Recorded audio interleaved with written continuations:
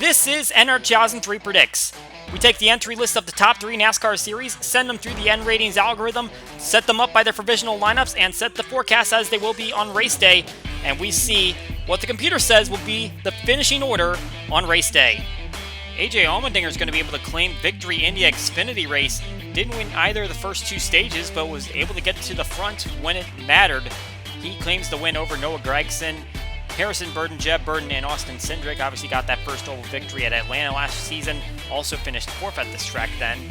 Daniel Hemrick had some engine problems throughout the night. He finishes at the back of the pack. Well, we've had 2 first-time winners this season in Cup. Let's see if we can make it 3 here today at Homestead. Green flag flies, Denny Hamlin leading them to the line.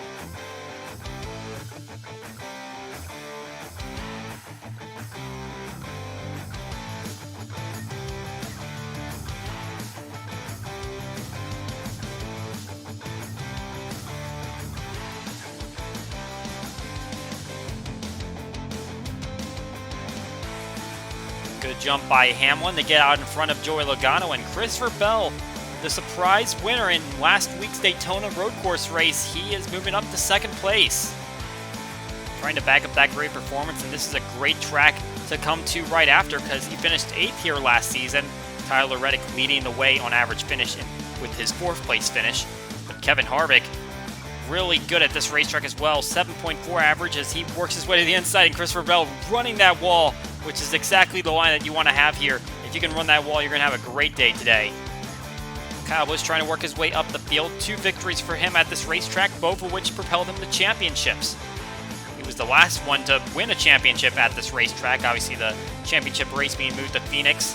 So no pressure in that asset, just trying to get a victory now. Engine blowing up for Cody Ware coming out of turn number 2. He's going to hit the wall, go for a slide. And fortunately, everyone's going to miss him, including some of our leaders. As you can see, there goes Harvick and Hamlin on the way by. That is going to bring out the caution, and we're going to have some pit stops as well. That's going to shuffle up the running order just a little bit. Denny Hamlin now out in front, and Christopher Bell slots his way back in the 2nd. But Harvick is working his way back up. As we mentioned, he has a great average finish at this racetrack, best among the veteran drivers, and he has 11 top 5s here at this track. Trying to see if that can translate into a victory. A lot of wins last season. He is trying to get win number 1 on the year. The top 2 on the leaderboard right now are kind of the top 2 on the track. 17 top 10s for Kevin Harvick, 11 for Denny Hamlin. They're trying to work their way around some lap traffic. Kyle Larson making his first appearance at this track since 2019, and he just gets a little too high through turns 3 and 4. And he is riding that wall all the way around the turn, and he's going to lose some momentum as the 3 and 20 shoot right away. And you just saw the consequence of getting just a little too high on that wall, but that is going to be the case all throughout the day. Denny Hamlin is going to win stage 1, followed by Kevin Harvick, Brad Keselowski, Chase Elliott, Alex Bowman making up the top 5, and Michael McDowell, he has a great run in this first stage. The Daytona 500 champion, still putting up some points. Now Harvick is going to take over the lead after the pit stops.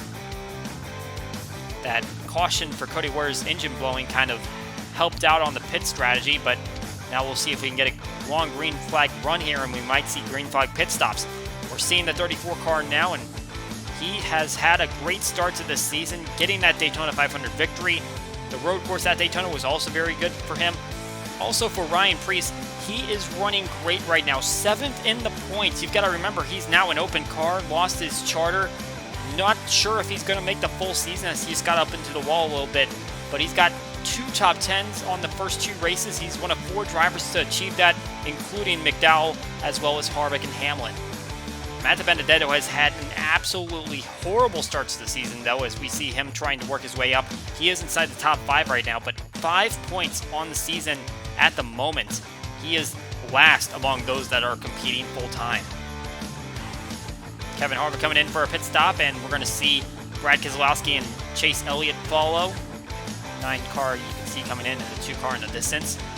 They come down at the same time, but the 4 car is going to continue to be out in front, and he's going to blow by some of those lapped cars and take the stage win.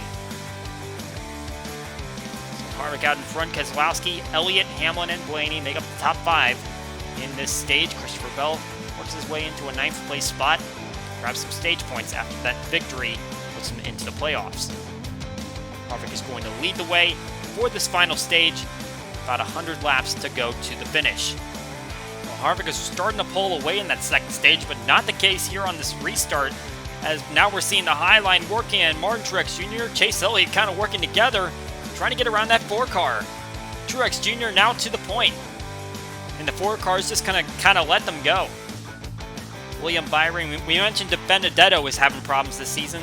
William Byron, not as much to that extent, but also another playoff driver struggling in the first few races. Currently 29th in points, finished outside the top 25 in both Daytona events. We're seeing a challenge now from Denny Hamlin to the outside of Chase Elliott. 9 car unable to kind of put the block on him, and now JGR up in the first 2 spots. As Truex Jr. tries to find a victory on the season, and he's able to get around some of the lap traffic and kind of give himself a little bit of a buffer. He's over a second ahead of Hamlin now, but that might grow even more. Now we're going to see him take that pit stop. No one pitted during stage 2. They are trying to see if they can split up this stage a little bit shorter. They're kind of expecting that they're going to have a long green flag run. Here we see Chase Elliott coming down. He's going to get his service as well. Kind of surprised we didn't see anyone try to gamble with taking the tires early and then taking them later to get to speed. But we're going to have some problems here as Joey Logano trying to go to the outside of Ryan Preece, who is slow on the track. They are going to get together, some pretty significant damage for both of those drivers, but the caution flag does fly, and that was in the middle of that green flag set of pit stops. However, in terms of the leaders, I don't think that's going to be too much of an effect. Everyone that was trying to fight for the top spot is still in that contention.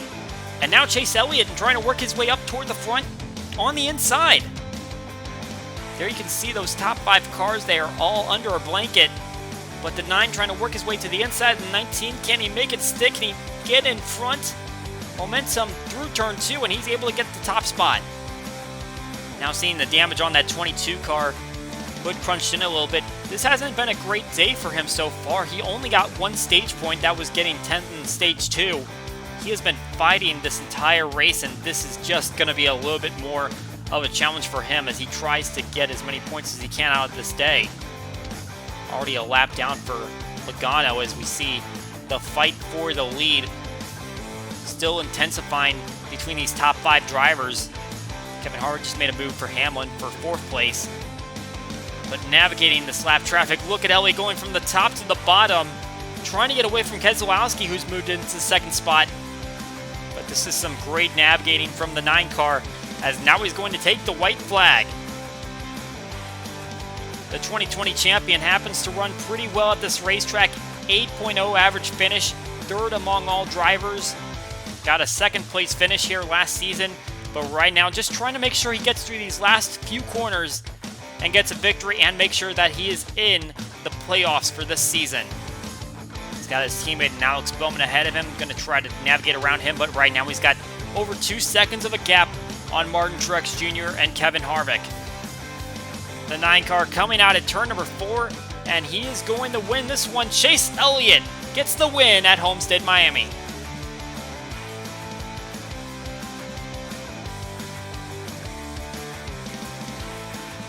Well, that was a big momentum boost for Chase Elliott, who was a heavy favorite for last week's race at Daytona Road Course. However, got spun in the final few laps. And also for Hendrick Motorsports, who only has 2 drivers inside the top 20 in points. We look at the final finishing results. Chase Elliott with an over 2-second gap on Martin Truex Jr., Denny Hamlin, Kevin Harvick, and Brad Keselowski making up the top 5. Also have a couple other Penske cars in Matt Benedetto and Ryan Blaney up there on the lead lap. Christopher Bell, last week's winner, gets the 9th place finish. Kyle Busch works his way up into 11th place. Kyle Larson, Alex Bowman getting top 15s for the organization. Daytona 500 winner Michael McDowell in 17th place, and Joey Logano, despite that accident he had in stage 3, he is going to stay in the 18th spot. William Byron there in 22nd, not the day that he wanted, trying to advance his way up in the points. And some struggling days for guys like Ross Chastain back there in 30th, Chase Briscoe in 32nd, really wasn't a factor all race. Ryan Preece, who's had a great start to this season, all the way back in 34th, and Cody Ware, the only driver to drop out after the engine let go. That is it for NR2003 Predicts. We hope you enjoyed the race, and we will see you all next time.